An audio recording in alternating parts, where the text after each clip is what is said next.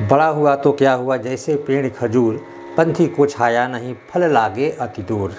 आज हिंदी व्याकरण के अंतर्गत ही फिर से श्रुति सम भिन्नार्थक शब्द कुछ शब्दों को जानें। इसमें प्रमुख शब्द एक शब्द हम लोग सुनते हैं दोगला, गाली के रूप में प्रयोग होता है, लेकिन शब्द का अर्थ जानें कि इसका अर्थ क्या होता है। इसके अलावा 10 से शुरू होने वाले कुछ और शब्दों को जानेंगे। तो सबसे पहले स्वागत है सभी का कृष्णा की तरफ से APS Aryabhatta Public School Krishna Guru ji के चैनल में। तो सबसे पहले हम शुरुआत करते हैं इन्हीं से। इसे शब्द है दो गला। दो से शुरू होने बहुत ज़्यादा शब्द हैं, जैसे दो गला, दो गोला, दो धारा, दो चारा, ठीक ना, दो गाना, दो टोक, दो तरफा, ये शब्द है। तो सबसे पहले जो है दोगला, डबल फेस्ड। इसकी क्या विशेषता है, किसे कहते हैं दोगला? तो सबसे पहली है कि दो विभिन्न जातियों से जन्मा, जैसे माँ अलग वर्ग की और पिता अलग अलग वर्ग के। यानी जब कोई ज़्यादा बदमाशी करता है या कहीं भी कुछ गलत करता है तो लोग जब उस पर क्रोध होता है, झगड़ा झंझट होता है, तो लोग उस समय कह देते हैं कि ये दोगला है। तो इसका मतलब क्या हुआ? इसका मतलब वो ये कहना चाहते हैं, ये गाली के रूप में उसे ये कहते हैं कि तुम्हारी माँ दूसरे जाति के है और पिता दूसरे वर्ग के हैं। यानी अगर पिता दूसरे वर्ग से हैं, माता दूसरे वर्ग से, तो उनसे जो जन्म होता है संतान का, उसे क्या कहते हैं? दोगला। दूसरा कि दो तरह की बातें करने वाला है, जो दो तरफा बात करे, दो तरह की बात करे। यानी जैसे कि आपके मुंह पर कुछ और बात करे, इससे आपसे जब बातें हो रही है तो आपकी खूब बड़ाई करेगा, अच्छा कहेगा, बहुत अच्छे आदमी हैं यह है। लेकिन जब दूसरे के पास, वहीं उनके विपक्ष वाले किसी के पास वह व्यक्ति जाएगा तो वहाँ आपकी शिकायत करेगा। आपके मुंह पर आपके जैसा, उनके मुंह पर उनके जैसा, उनके मुंह पर आपकी शिकायत और आपके मुंह पर उनकी शिकायत, तो वो दो तरफा होता है। ऐसे व्यक्ति कहा जाता है ना कि जिसका बात का ठीक नहीं उसके बाप का ठीक नहीं। पुरानिया लोग कहते हैं, पुरानिया में जो किस्से वगैरह है ना, बहुत सोच समझ के जो बनाया गया है। तो यानी बात का पक्का कच्चा व्यक्ति आपसे भी अच्छा बना रहता है, उससे भी अच्छा बना रहता है, लेकिन कब तक? बहुत कम समय तक। दूसरा कथनी और करनी में अंतर, कहता कुछ और करता कुछ और है।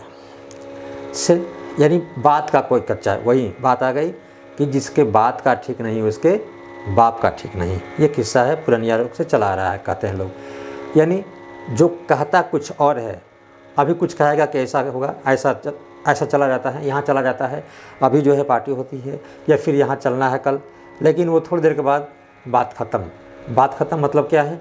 उसे ही कहते हैं दोगला।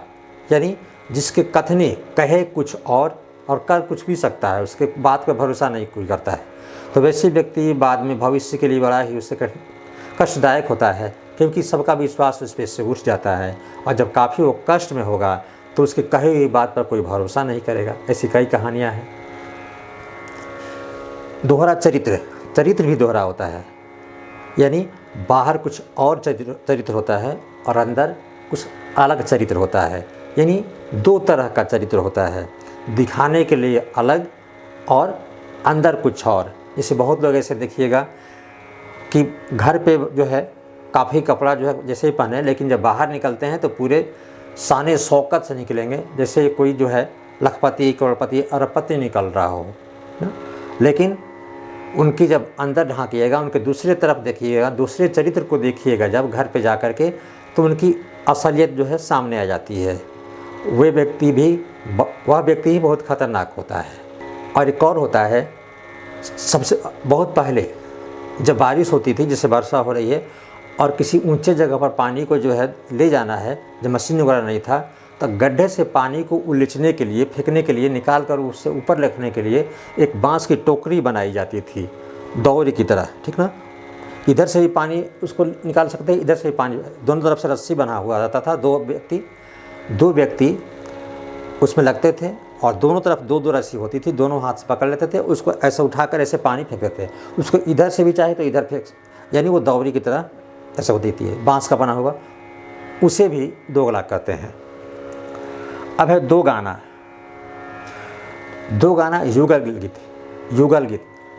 एक व्यक्ति गा रहा है, फिर दूसरा उसका उत्तर दे या उसका जवाब में गाए, फिर उसके जवाब में दूसरा व्यक्ति गाए। तो दो व्यक्ति जब प्रश्नोत्तर करें, प्रश्न के माध्यम से जो है गीत गाएं, या दो व्यक्ति जब गाना गाते हैं तो युगल गीत कहलाता है। दो टुक स्पष्ट साफ साफ बोलना, ठीक ना, अंतिम और साफ साफ, यानी नहीं लोग कहते हैं कि मैं दो टुक में मैं अंतिम में यही कहना चाहता हूँ। तो दो टुक का मतलब साफ सुथरा अंतिम निर्णय, उसको कहते हैं मैं दो टुक, यानी मैं जो भी कहता हूँ दो टुक मैंने साफ सुथरा कहता हूँ, जो कहा वो किया। और एक पुरुष की, एक मर्द की यही सबसे बड़ी पहचान होती है कि जो बोले सोच समझ कर बोले और बोले तो कर। स्त्री की तुलना नदी से की जाती है, चंचल होती है, उनका स्वभाव चंचल होता है, और पुरुष को समुद्र की तरह गंभीर होना चाहिए।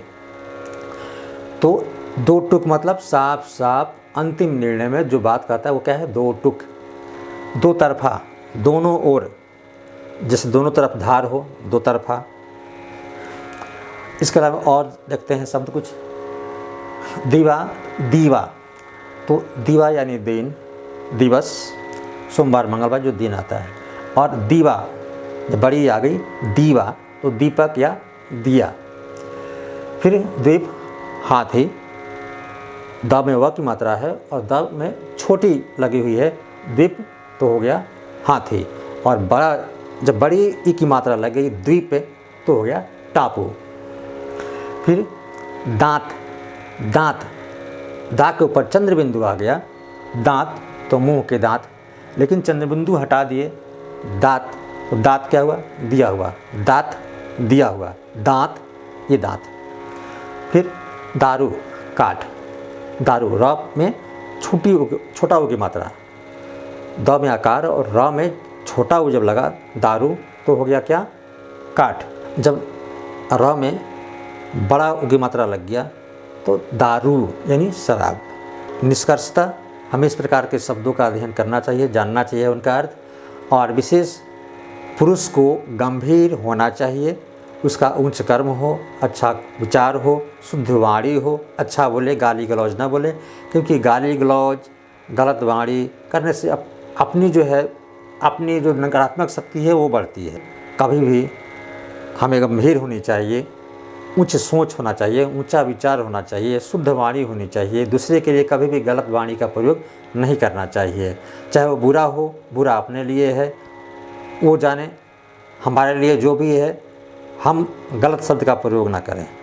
बुरा भी है तो उसके लिए गलत शब्द का प्रयोग हम क्यों करें, हम अपने वाणी को क्यों ख़राब करें। दूसरे के लिए अगर बुरा है तो अपने लिए बुरा है, ठीक है, लेकिन हम उसके लिए अपनी वाणी को ख़राब क्यों बनाएं, अपनी वाणी को अशुद्ध क्यों करें।